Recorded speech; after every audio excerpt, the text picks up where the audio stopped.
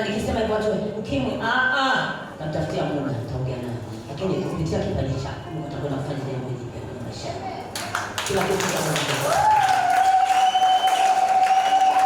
Tunakiangaikia, ilikuwa kitu tunakiangaikia kwenye maisha yako. Bado hujakipata.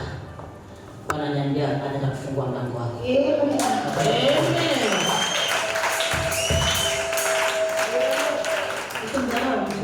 Amen. Unafanya kazi ya Mungu usiku na mchana. Lakini unashangaa Mungu huyu unasema wanafikeje pale?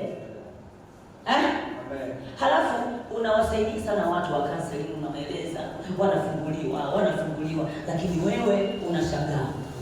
Sasa nikisema wengi wanasema jamani makanisa sasa hivi anasema kulogwa. Nasema sio kulogwa, umezungukwa. Kuna mtu mmoja ulimchagua kuwa mwana maombi. Unakumbuka? Ni mwanamke.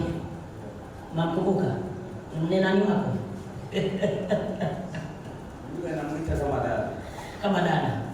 Muombe sana kwa sababu anatumika.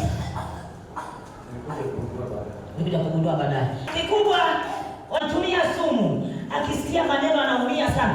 Anaweza akashinda kutwa nzima anaomba kwa sababu ya maumivu ya maneno aliyosikia. Sasa kama yeye sumu haijaondoka ni mwana maombi. Unaona anapotapakaa. Yaani anaomba kwa ajili ya uchungu. Unajua kuna kipindi inabidi tuombe kwa ajili ya uchungu, kwa ajili ya watu wafunguliwe. Lakini tukisikia sisi maneno, hebu sisi tulie ndani huko. Tukimaliza ukitoka hivi